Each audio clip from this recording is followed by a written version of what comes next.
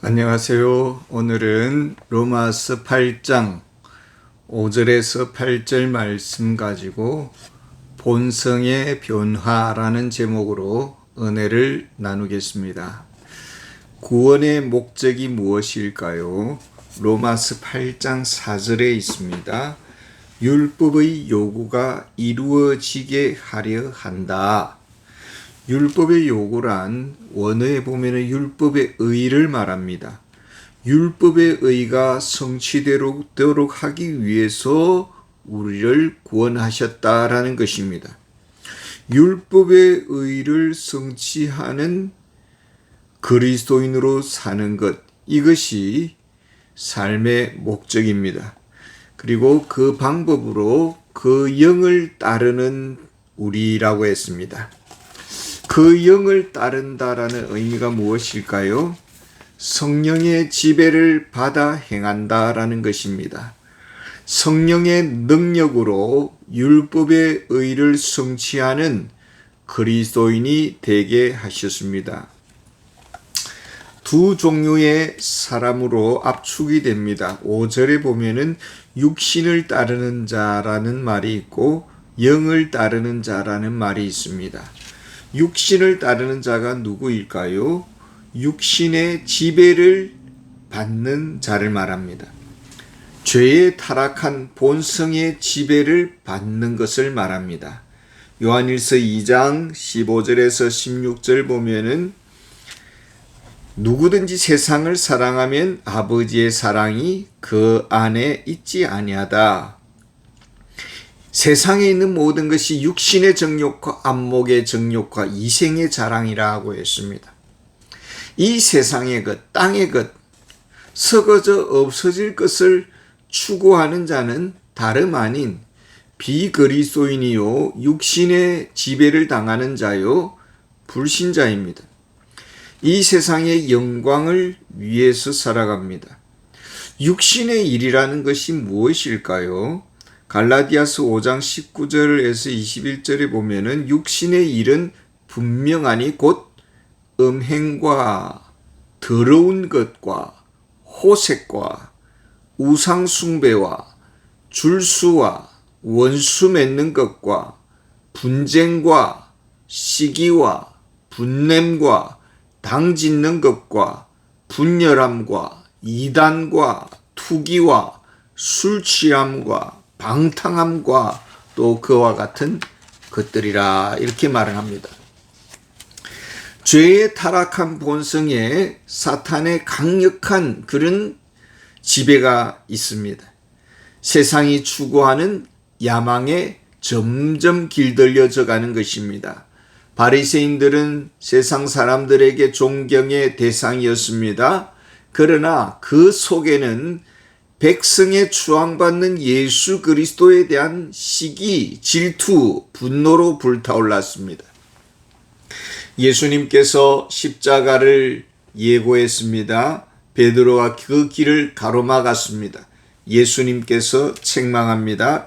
마태복음 16장 23절에 보면은 사단아 내 뒤로 물러가라. 내가 하나님의 일을 생각하지 아니하고 도리어 사람의 일을 생각하는 도다 이렇게 했습니다.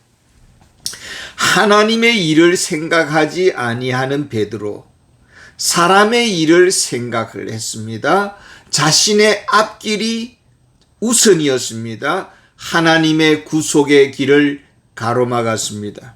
입으로는 주여 주여 주를 위한다 합니다. 주님을 자기가 지켜드리겠다고 호언장담합니다. 정작 자기 마음 하나 지키지 못하고 약속 하나 지키지 못하는 땅의 것에 염려하는 사람이었습니다. 포장을 잘했던 베드로입니다. 겉으로는 내가 주와 함께 죽을지언정 주를 부인하지 않겠다 이렇게 자기 자신을 아주 아름답게 멋지게 포장해서 나타내었습니다. 궁극적으로 그 뒤에는 자기를 위한 생각으로 가득했다라는 것입니다. 공산주의는 유물론적 철학을 가지고 있습니다. 겉으로는 인간의 평등을 외칩니다. 모두가 공평하게 잘 사는 세상을 만들겠다라는 것입니다. 그래서 땅을 지주들로부터 빼앗아서 무상으로 분배해 주겠다고 그렇게 약속을 하니까 많은 사람들이, 무지한 백성들이 이 좌익에 넘어갔습니다. 사실은 무상으로 땅을 지주에게서 빼앗아서 분배하지만은 그 모든 소출을 국가가 다 가지고 가고 그리고는 국가가 알아서 분배해 주겠다라는 뜻입니다. 이것이 사회주의, 공산주의의 계획이었습니다. 그리고 문제는 인간의 생명을 파리 목숨처럼 취급을 하는 것이죠. 제가 이 북한을 다루는 그런 TV를 보니까 김일성 집안에 이런 자두밭이 있는데 이 자두가 달게 잘 열매를 맺도록 하기 위해서 그 밭에다가 비료를 많이 뿌리는 게 아니라 설탕을 많이 뿌렸다는 것입니다. 그러니까 그 설탕을 본 어떤 배고픈 아이가 땅 속에 파묻혀 있는 그 설탕을 퍼먹었다는 것이죠. 이것이 발각되어서 공개 처형을 당했다라는 그런 이야기를 들어보았습니다. 육신의 생각의 열매가 무엇일까요? 사망입니다. 영적으로 죽은 상태입니다. 하나님의 생명에서 떠나 있습니다. 시편 14편 1절에 보면 어리석은 자는 그의 마음에 이르기를 하나님이 없다 하는도다. 마음속에 하나님이 없습니다. 에베소서 2장 1절에 보면 허물과 죄로 죽었다고 했습니다. 육신에 속한 자요 비그리스도인입니다. 육신에 속한 자의 정체가 무엇일까요? 로마서 8장 7절에 보면은 육신의 생각은 하나님과 원수가 되나니 이는 하나님의 법에 굴복하지 아니할 뿐 아니라 할 수도 없다. 하나님을 사랑하지 않습니다. 저들의 관심에는 하나님은 없습니다. 그리고 하나님이 제시하시는 구원 방식을 받아들이지 않습니다. 많은 사람들이 자신은 하나님을 믿는다고 합니다. 그러나 하나님이 제시하시는 구원의 방식은 받아들이지 않습니다. 성경에서 말하는 예수 그리스도의 십자가를 믿지 않습니다. 예수 그리스도의 아버지 하나님을 믿지 않습니다. 그러면서도 하나님을 믿는다고 하고 그리스도인이 되기는 거부하는 것입니다. 그리고 성경을 받아들이지 않습니다. 성경에서 제시하는 그 하나님, 그 인격적인 하나님, 예수 그리스도의 하나님을 거부합니다. 그러니까 하나님에 대해서 적대적이고 하나님을 싫어하는 것입니다. 하나님이 제시하시는 성경을 통한 하나님과의 만남의 길을 거부합니다. 그러면서도 자신은 하나님을 안다고 하고 나름대로 하나님을 믿고 있다고 주장을 하는 것입니다. 뿐만 아니라 하나님의 뜻에 법에 굴복하지 않는다라는 것입니다. 사랑의 길을 걸어가야 되는데 그것보다는 세상의 야망과 권력을 추구합니다. 권력지향적입니다. 자신의 영광을 위해서라면은 수단과 방법을 가리지 않습니다. 미국에 큰 부호가 있었습니다. 땅을 아주 많이 소유하고 있었습니다. 자녀들이 자라서 앞으로 이 큰 목장을 이어가기를 원했는데 자녀들은 자기 뜻대로 이렇게 커주지 않고 의사가 된다고 합니다. 아들이. 그리고 커서 결혼을 했는데 자신은 백인인데 자신의 얼굴과 닮지 않는 그런 얼굴을 가진 자매를 만나서 결혼을 합니다. 아이를 낳았는데 얼굴이 하얗지 않습니다. 자신은 부러울 것이 없는 대부호요. 얼굴도 미남인데 손주를 보니까 까마짭짭하이 속으로 참 생기기도 못생겼구나 하면서 아내에게 하소연을 하는 것입니다. 자, 믿는다고 하면서도 육신에 속하고 사단의 지배를 받는다면은 우리 하나님 볼 때 참 나를 안 닮았구나 이렇게 속상해 하실 것입니다. 성령님은 우리를 변화시키시는 분이시고 성령을 따라 행한다고 했습니다. 성령을 따른다라는 것은 성령의 지배를 받고 또 하나님의 일을 생각하는 것을 말합니다. 너희는 먼저 그의 나라와 그의 의를 구하라. 그리하면 이 모든 것을 너희에게 더하시리라. 우리의 삶의 최우선순위는 하나님의 나라를 위하는 것입니다.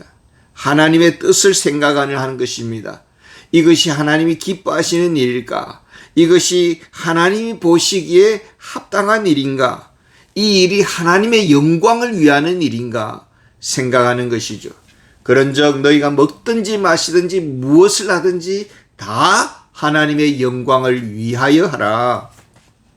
그런데 우리가 죄의 본성대로 타락한 본성대로 살아갔습니다.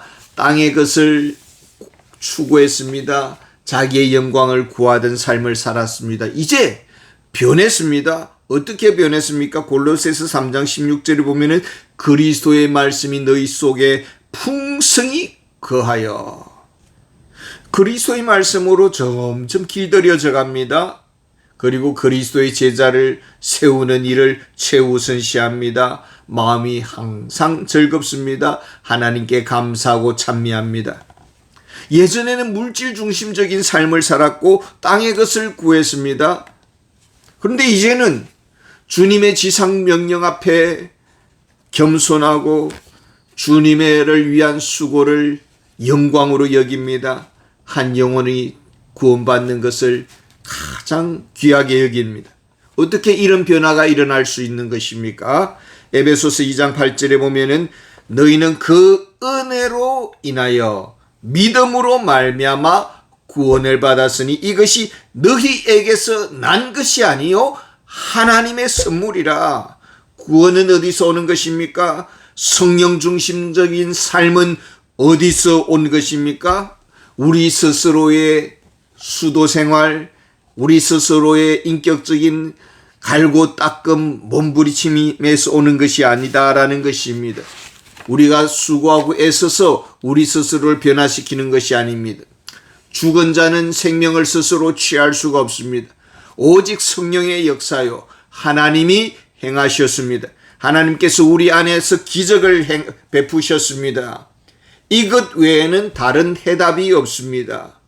우리 안에 성령께서 오시고 그리스도를 닮는 삶을 살게 하십니다. 인자가 온 것은 섬김을 받으려 함이 아니라 도리어 섬기려 하고 자기 목숨을 많은 사람의 대속물로 주려 하려 함이라. 예수 그리스도를 본받아 살아갑니다. 섬김의 수고들을 마다하지 않습니다. 주를 위한 희생을 영광으로 여깁니다. 쉬지 나갈 이 세상에 연연하지 않습니다.